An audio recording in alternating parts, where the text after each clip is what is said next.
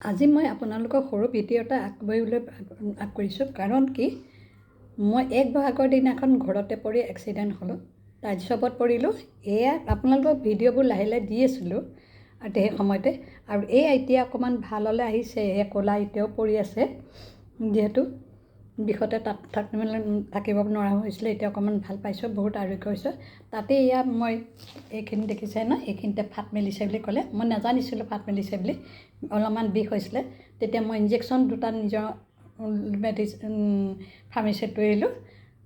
তাৰপিছত ফাৰ্মাচীৰ পিছদিনাখন মই কি কৰিলোঁ, যোৱাত মেডিকেললৈ গ'লোঁ। মেডিকেললৈ যাওঁতে মোক চালে হয়, এক্সৰেও কৰালে, কিন্তু মই মাত্ৰ ইনজেকশ্যন দুটাহে লিখি দিলে আৰু তাৰ বাহিৰে মোৰ একো ভিটামিনো লিখি নিদিলে আৰু কেলছিয়ামো লিখি নিদিলে আৰু কোনো ধৰণৰ দৰৱো নিদিলে। ক'লে এটা হাত সোমোৱাই থোৱা বেগ এটা লৈ আহা আৰু তাতে আমি ফিটিং কৰিম। তেতিয়া মোৰতো পইচা নাই, মই যেন দুখীয়া ছোৱালী আৰু মোৰ দেউতা মাও নাই, ককাই ভাই নাই, কোনে দিব? সেই গতিকে মনৰ বেজাতে মই সেই পিকচাৰখনলৈ মনত পৰি গ'ল। যোৰহাটৰ কুঁৱৰী পুখুৰী হাড় লতাৰ চিকিৎসাৰ লগে লগে মোৰ মনত পৰিল। তেখেতৰ ওচৰলৈ মই ঢাপলি মাৰিলোঁ এখন ৰেপিডৰ লৈ। তেখেতৰ ওচৰলৈ যোৱাৰ লগে লগে তেখেতে মোক চালে, চাই দৰৱো বান্ধি দিলে আৰু দুপালি দৰৱ দিছে। ঘৰতে এতিয়া বান্ধি আছোঁ, এতিয়াও বান্ধি আছোঁ। এদিন বান্ধিব লাগে আৰু টাইমতে খুলিব লাগে, টাইমতে বান্ধিব লাগে। এতিয়াও চিকিৎসা ঘৰতে কৰি আছোঁ আৰু দৰৱ দৰকাৰ হ'লে তেখেতে মাতিছে, দিব। আপোনালোকেও সেই গতিকে কৈছোঁ, আপোনালোকে যদি এক্সিডেণ্ট হয়, আপোনাৰ ৰাজহাড় ভাঙে, হাত ভাঙে, ভৰি ভাঙে আৰু কাৰোবাৰ যদি কঁকালৰ ভাঙে, আঙুলি, সকলোখিনি তেখেতে কি প্ৰমাণিত ভগৱানৰ শক্তি নাজানো, তেখেতৰ ওচৰত বহুত আৰোগ্য হয়।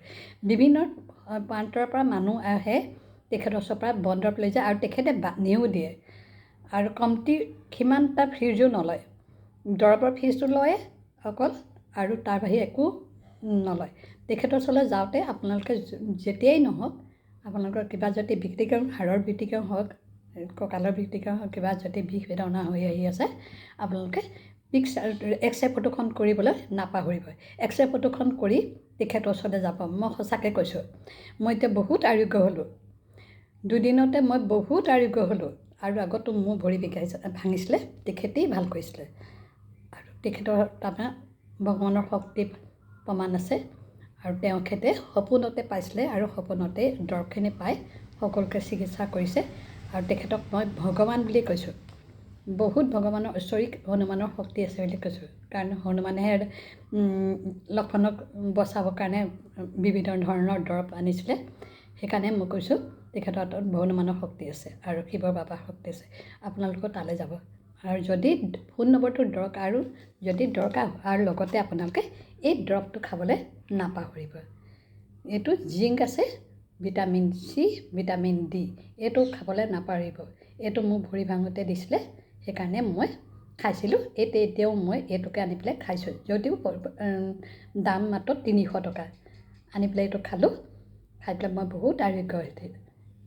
আপোনালোকক যদি দৰকাৰ, ফোন নম্বৰটো দৰকাৰ হয়, মই আপোনালোকে মোৰ লগত লিংক কৰিব, মই আপোনালোকৰ ফোন নম্বৰটো দি দিম।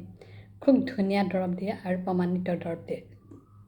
সেইকাৰণেই কৈছোঁ, আপোনালোকে দৌৰি ঢাপলি চিন্তাশীল হৈ নপৰিব। এক্সিডেণ্ট হ'ল বুলি হাড় ভাঙিলে, ভৰি ভাঙিলে, হাত ভাঙিলে, পিঠি ৰাজহাড় ভাঙিলে বুলি চিন্তাশীল নহ'ব। তেখেতৰ ওচৰলৈ যাব, এক্সৰে ফটোখন ল'ব, তেখেতে ভাল কৰিব। এতিয়া মই এই দৰৱটো খাবৰ কাৰণে গলি সময়ত পুৰি আলু ভাজি চব্জি খাই আছোঁ আৰু তাতে গৰম লাল চাহ লৈ দিছোঁ। আপোনালোকক এই ভিডিঅ'টো কেনে পালে জনাব। আজিলৈ বাই।